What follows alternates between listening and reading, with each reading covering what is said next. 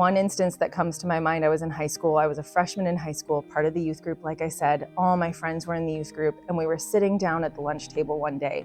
And this guy who I was friends with, he's a funny guy. I've known him like most of my childhood. And he came to lunch and he was so proud of himself. And he said, "You guys, I just ripped down the sign for the LGBT club." And I was like, why would you do that?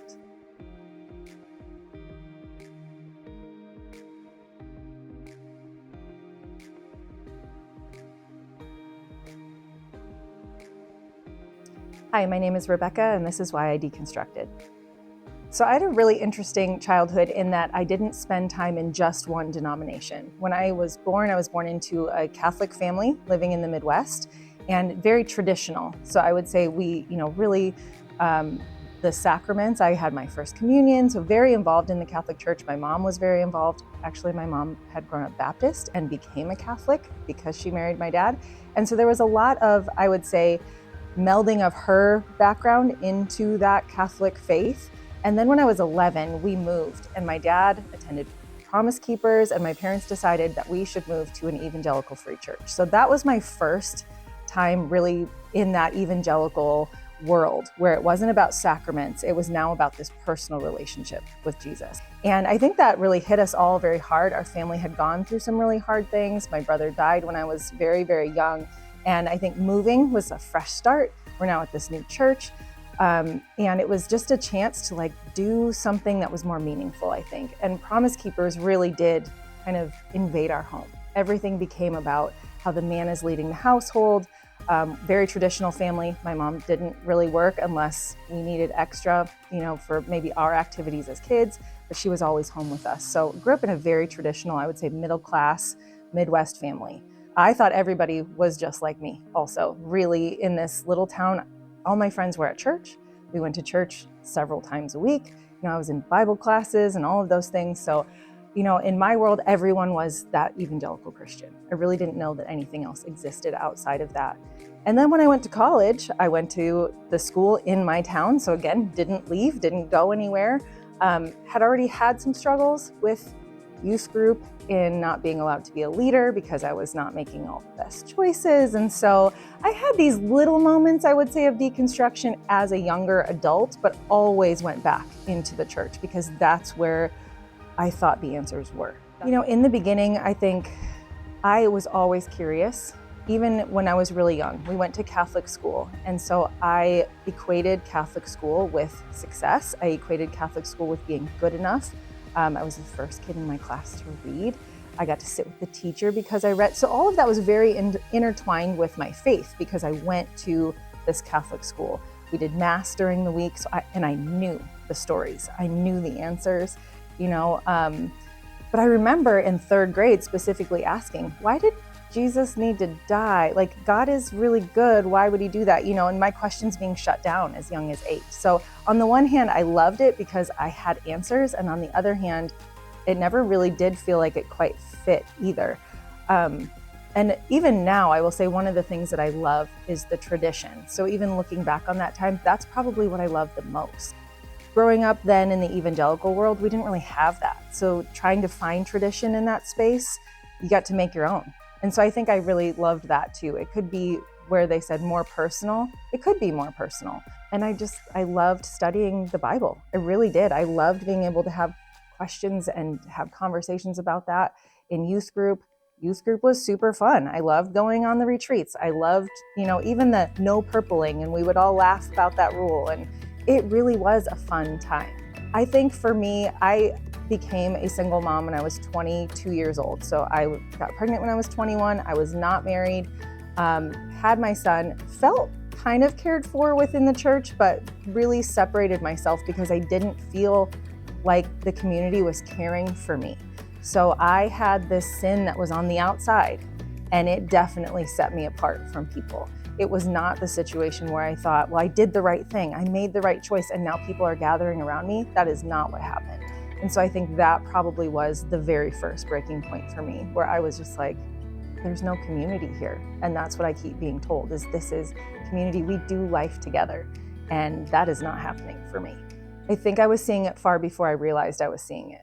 The one instance that comes to my mind, I was in high school. I was a freshman in high school, part of the youth group. Like I said, all my friends were in the youth group, and we were sitting down at the lunch table one day. And this guy who I was friends with, he's a funny guy. I've known him like most of my childhood.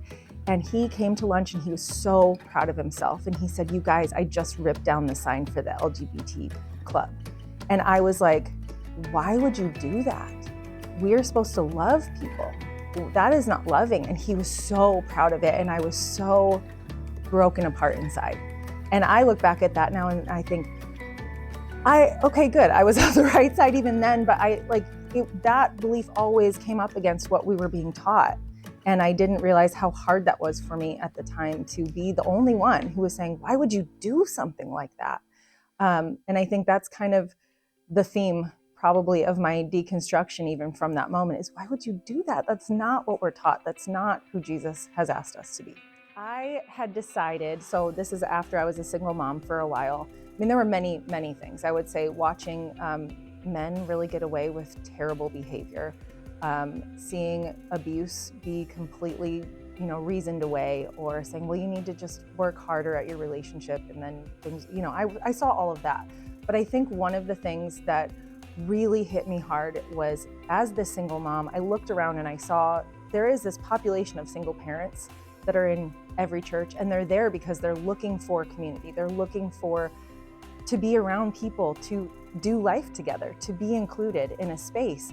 And so I thought, we really, as a church, I was teaching Bible study. I was, my mom was a Bible study leader as well. We're really involved in this church.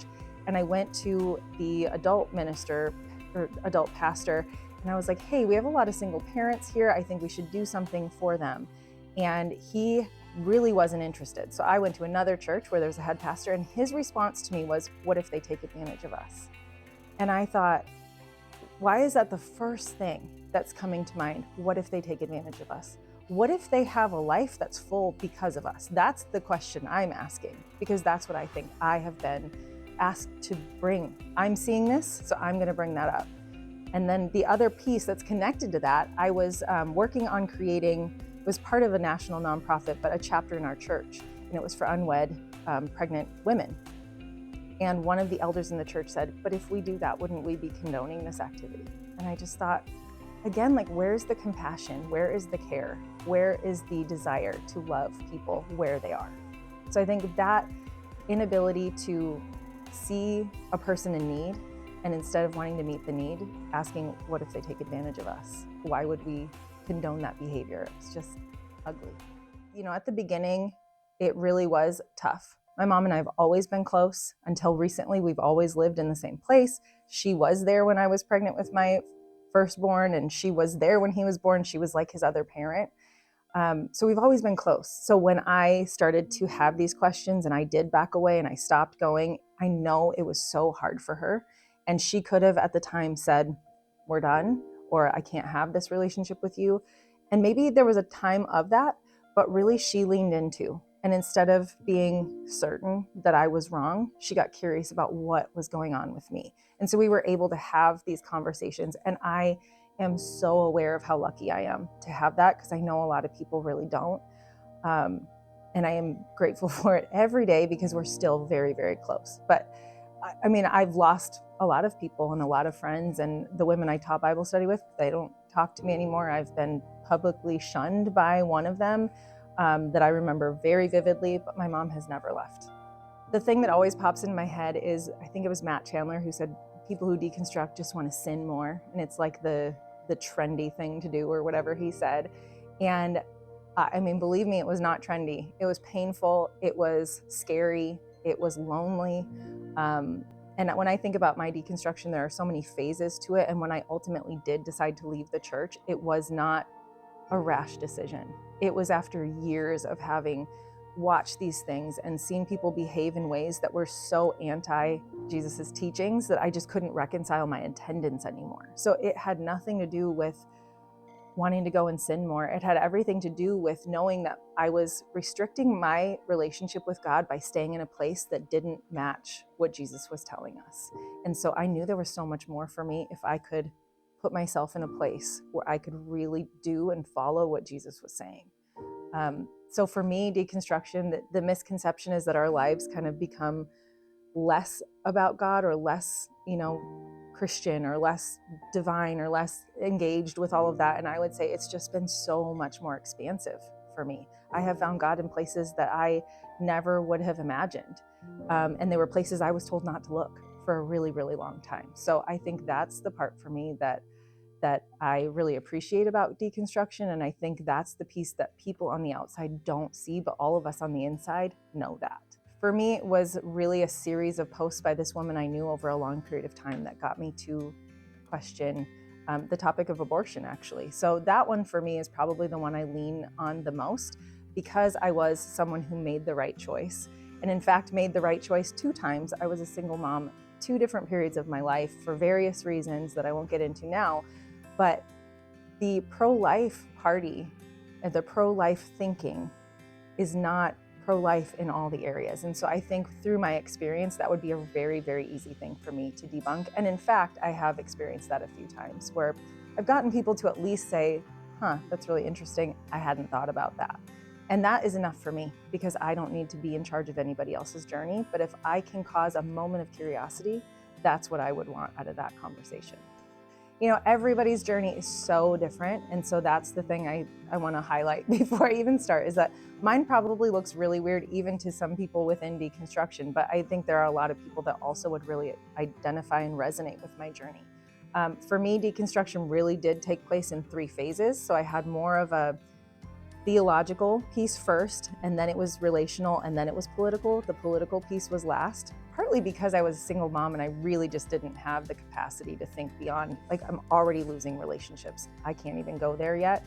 But theologically, that piece for me, I needed to explore and research. And, I have this thought that even a broken clock is right twice a day. So what could other things be, other religions, other traditions be teaching that might be right? And what I have found is that there is so much more universal truth than not. So these religions that we think are so antithetical to what Christianity is, they're actually so much going towards the same thing of being loving to people, of walking with people who need us, need to be in community, of welcoming the stranger, of being love in the world, interacting where love shows up.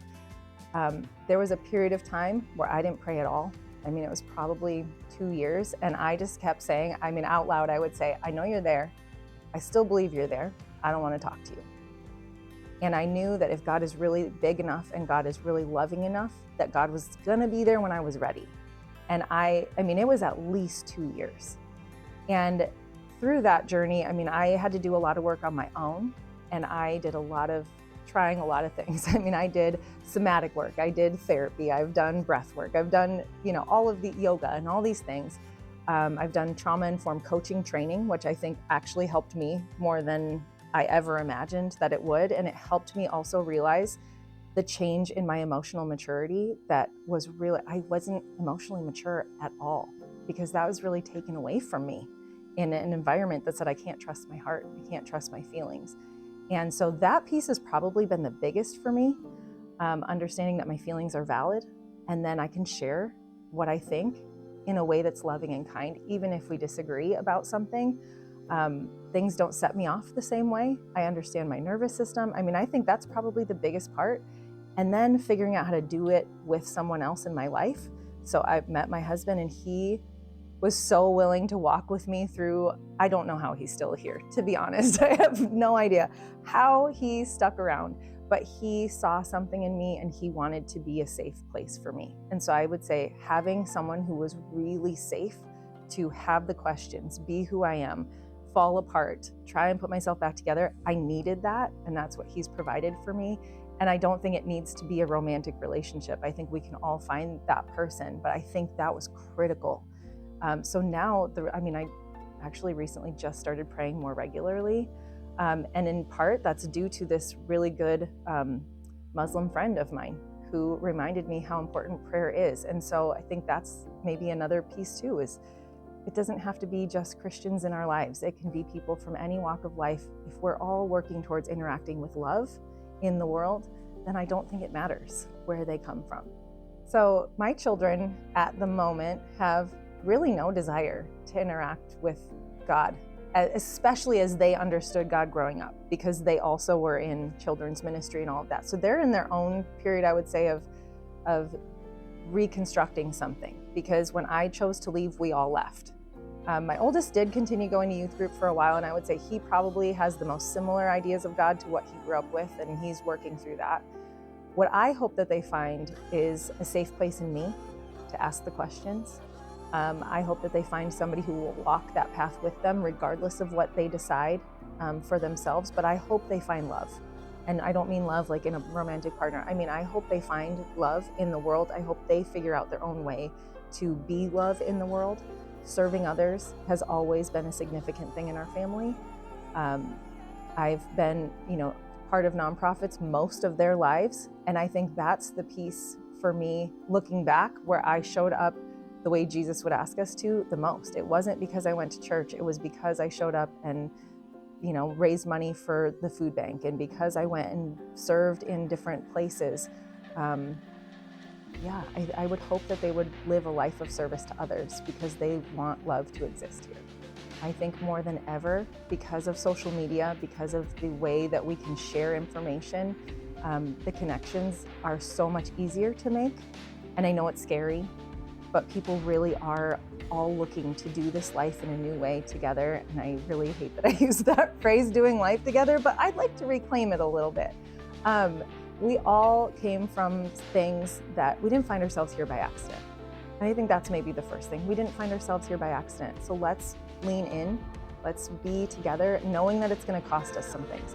People can drive us crazy, people can annoy us. That's not the goal, to live in this utopian place where nothing ever goes wrong, but to figure out how to do that better, to love one another better, to be here for each other, to create those safer spaces, so that we can really do that individual work. So if you don't have those people, look for them, because I do believe they exist.